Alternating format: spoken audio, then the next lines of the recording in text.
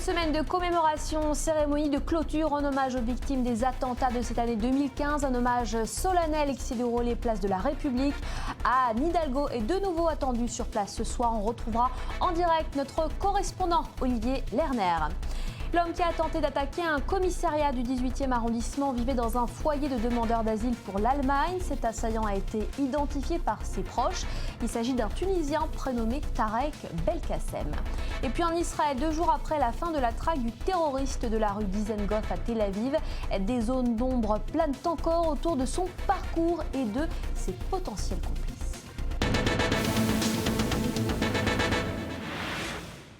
Bonsoir et bienvenue à tous dans ce nouveau journal. 1 an après les attentats djihadistes de l'Hypercacher et de Charlie Hebdo à Paris, la France a rendu hommage aux 150 personnes fauchées par le terrorisme cette année dans un lieu symbolique, la place de la République.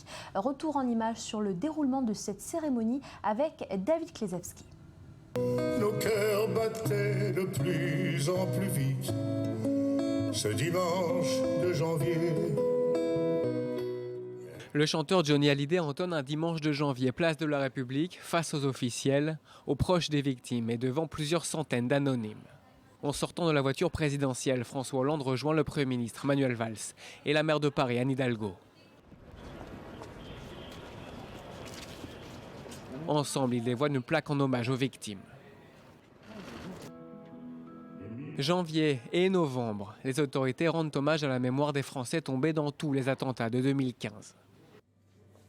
Dépôt d'une gerbe de fleurs, lecture d'un texte écrit par Victor Hugo, puis le chœur de l'armée française résonne sur des notes de Jacques Brel.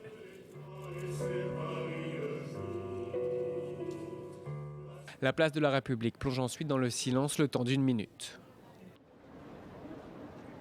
Une cérémonie sobre et solennelle, sans discours politique, face à des Parisiens émus mais moins nombreux que prévu. En fin de cérémonie, le président se recueille auprès des familles des victimes. Puis il prend la direction de la Grande Mosquée de Paris. Visite surprise avec des responsables religieux musulmans, à l'occasion du week-end portes ouvertes organisé dans plusieurs mosquées à travers le pays. La place de la République, devenue symbole des commémorations, devait être ensuite le lieu d'un nouvel hommage en fin d'après-midi, en présence d'Anne Hidalgo, à l'endroit même où près d'1,5 million de personnes avaient marché en solidarité l'année passée. La France a vécu en 2015 les pires attentats de son histoire. Et nous sommes en direct avec Olivier Lerner. Nous sommes à quelques minutes de l'arrivée d'Anne Hidalgo qui retourne place de la République pour illuminer le chêne planté en hommage aux victimes. Cet arbre, Olivier, qui fait office communément d'arbre du souvenir. Oui, un chêne a été planté il y a quelques jours, il est tout jeune, mais il est là pour longtemps ce chêne. Vous savez, de tout temps, le chêne a été le symbole de force, de majesté, de sagesse, de prophétie, de générosité, de puissance, de longévité, de fidélité et d'élévation. Ce chêne va grandir au fil du temps, il est là pour très longtemps. Mais Anne Hidalgo, qu'on attend maintenant d'une minute à l'autre, sera sans doute surprise de voir qu'il y a peu de monde sur la place de la République. Peut-être le froid, le vent, la pluie, mais aussi peut-être la peur d'un attentat, même si des forces de sécurité sont très importantes ici, ou encore la saturation, parce qu'il est vrai qu'on a beaucoup parlé de ces commémorations ces derniers jours, et peut-être aujourd'hui était-ce la commémoration de trop. Des commémorations qui ont duré toute cette semaine. Merci Olivier en direct de la place de la République. Et c'est un an jour pour jour après les attentats de Charlie Hebdo qu'un homme a tenté jeudi d'attaquer un commissariat du quartier de la Goutte d'Or à Paris. Identifié comme étant Tarek Belkacem, l'assaillant aurait demandé l'asile en Allemagne. Joseph Emmanuel. Il serait passé par l'Allemagne, Tarek Belkacem, l'homme abattu par la police française 1 an jour pour jour après l'attaque de Charlie Hebdo. Selon le journal allemand Die Welt, l'assaillant vivait comme demandeur d'asile en Allemagne. Il serait revenu en France à la demande de sa mère.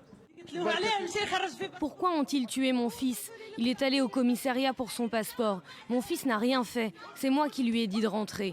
Je lui ai dit « Je vais être opéré à la main et je veux te voir ». Jeudi 7 janvier, Tarek Belkacem se rue vers des policiers à l'entrée du commissariat de la Goutte d'Or dans le 18e arrondissement de Paris. Il brandit un hachoir, crie « Allahu Akbar ». Des fils électriques dépassent de ses vêtements. Les policiers français l'abattent sur le champ. La France a tué mon fils. Je veux les droits de mon fils et rien d'autre. Sur lui, un texte de revendication. Je suis Abou Djihad Tounsi Tarek Belgassem. Et si la police a des doutes sur l'identité de l'assaillant dans les premiers jours de l'enquête, très rapidement, sa famille l'a reconnu. Son père assure qu'il n'appartenait à aucune organisation extrémiste.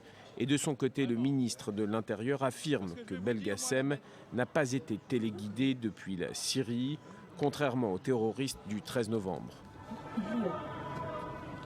Angela Merkel contrainte de faire marche arrière. La chancelière allemande va restreindre un peu plus sa politique d'ouverture à l'égard des réfugiés face à l'émoi provoqué en Allemagne par les agressions du Nouvel An à Cologne. Julia Ganancia. 379 plaintes à ce jour, dont 40% pour agression sexuelle. L'enquête sur les violences le soir du Nouvel An à Cologne progresse et les révélations sont accablantes. Cette nuit-là, des dizaines d'hommes agissant en bande s'en sont pris à des femmes au milieu d'une foule masculine estimée au total à 1 millier de personnes. Les faits se sont déroulés en plein centre-ville, aux abords de la cathédrale ou tout près de la gare. Dans le quotidien Bild, le ministre de la Justice dénonce des violences vraisemblablement coordonnées et planifiées. Quand une telle horde se rassemble pour enfreindre la loi, cela paraît sous une forme ou une autre planifiée. Personne ne me fera croire que cela n'a pas été coordonné ou préparé. Face à l'émoi provoqué dans toute l'Allemagne, Angela Merkel restreint un peu plus sa politique d'ouverture à l'égard des réfugiés. Elle annonce ce week-end un durcissement à venir du régime d'expulsion des demandeurs d'asile ou réfugiés condamnés en justice.